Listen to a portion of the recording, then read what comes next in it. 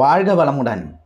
திருமண வரம் தரும் சபரிமலை மாளிகைபுரத்தம்மன் வழிபாடு முழுமையாக அறிந்து கொள்வோம். இந்த ஆன்மீக பதிவினர் இணைந்திருப்போம். ஸ்ரீ ஞானவாசல் யூடியூப் சேனலோடு நான் உங்கள் ஸ்ரீனிவாசன்.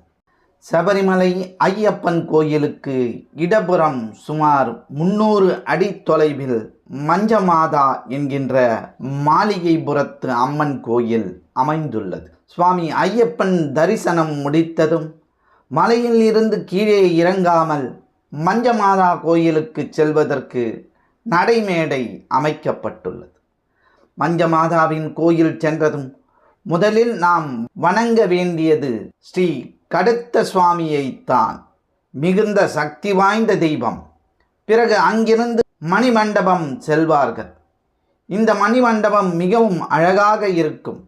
இங்கேதான் மகர விளக்கன்று வரும் திருவாபரண பெட்டியை இறக்கி வைப்பார்கள்.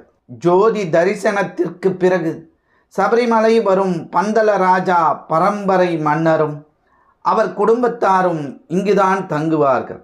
மகிஷி என்ற அரக்கியை மணிகண்டன் காட்டில் வதம் செய்த உடனே அந்த மகிஷியின் உடலில் இருந்து லீலா என்ற தேவதை போன்ற பெண்ணொருத்தி வெளிப்பட்டு ஐயப்பனை வணங்கி, நான் உங்கள் மூலம் சாப விமோச்சனம் அடைந்தேன். எனது சாபம் நீங்குவதற்கு காரணமாக இருந்த நீங்களே என் கணவராக வர வேண்டும், என்னை ஏற்றுக்கொள்ளுங்கள் என்று வேண்டினாள். ஐயப்பன் அவளிடம், நான் இந்த ஜென்மம் முழுவதும் பிரம்மச்சாரியாய் இருப்பதாக சத்திய பிரமாணம் செய்துள்ளேன் என்று கூற, அந்த பெண் தொடர்ந்து வற்புறுத்தவே ஐயப்பனும், நான் வீற்றிருக்கும் மலையிலேயே நீயும் அமர்ந்திரு. என்றைக்கு ஒரு கன்னிசாமியாவது என்னை காண வராமல் இருக்கின்றாரோ அன்றைக்கு நான் உன்னை திருமணம் செய்து கொள்கின்றேன் என்று வாக்குறுதி அளித்தார். அதைத் தொடர்ந்து உங்களை தரிசிக்க வரும் பக்தர்கள் என்னையும் தரிசிக்க வேண்டும், அப்படி என்னை தரிசிப்பவர்களுக்கு நீங்கள் அருள்பாலிக்க வேண்டும் என்று கேட்டு சுவாமி ஐயப்பனுக்கு இடப்புறத்திலேயே அவள் பிரதிஷ்டையானாள்.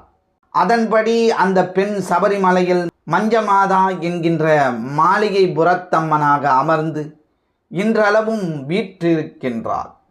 அன்றிலிருந்து இன்று வரையிலும் சபரிமலைக்கு செல்பவர்கள் சுவாமி ஐயப்பனை தரிசித்துவிட்டு மாளிகைபுரத்து அம்மனையும் வணங்கிவிட்டுத்தான் திரும்பிச் செல்கின்றனர். இதேபோல் இன்று வரை சபரிமலை ஐயப்பன் கோயில் நடை திறப்பின் போது ஒரு கன்னிசாமியாவது ஐயப்பனை தரிசிக்க வராமல் இல்லை. மாளிகைபுரத்தம்மனும் அன்றிலிருந்து இன்று வரை ஐயப்பனை மணக்க ஆவலோடு காத்திருப்பதாக ஐதீகம். பக்தர்கள் மஞ்சமாதாவிற்கு மஞ்சள் பொடி தூவியும் அவரது திருக்கோயில் புறத்தை சுற்றி தேங்காயை உருட்டியும் வழிபாடு செய்து அவரது அருளை பெற்று வருகின்றார்கள். சில ஐயப்ப பக்தர்கள் ரவிக்கை துண்டு வைத்தும் வெடி வழிபாடு செய்தும் வணங்குகின்றார்கள். திருமணம் வேண்டி சிலர் 2 ஜாக்கெட் துண்டுகளை கொடுத்து ஒன்றை திரும்ப பெற்று அதை வீட்டிற்கு எடுத்து செல்கின்றார்கள்.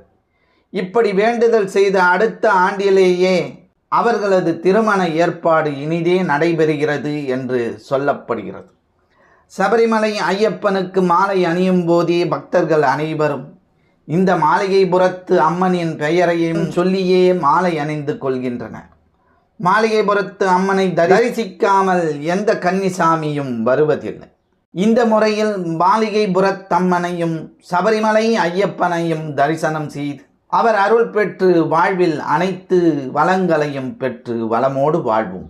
இந்த பதிவினை உங்கள் உற்றார் உறவினர் நண்பர்களுக்கு பகிர்ந்திடுங்கள். இந்த பதிவினை பற்றிய உங்களது மேலான கருத்துக்களை எங்களுக்கு பதிவிடுங்கள். மற்றும் ஒரு ஆன்மீக பதிவில் நாம் அனைவரும் சந்திக்கும் வரை உங்களிடமிருந்து நன்றியும் வணக்கத்தையும் கூறி விடைபெற்றுக் கொள்வது ஸ்ரீ ஞானவாசல் ஸ்ரீனிவாசன். நன்றி, வணக்கம். எங்களுடைய பதிவு உங்களுக்கு பிடித்திருந்தால் லைக் பண்ணுங்க, ஷேர் பண்ணுங்க. மீண்டும் தொடர்ந்து இது போல பல பதிவுகளை பார்ப்பதற்கு எங்கள் சேனலை சப்ஸ்கிரைப் செய்து பெல் ஐக்கானை கிளிக் செய்து கொள்ளவும். நன்றி, வணக்கம்.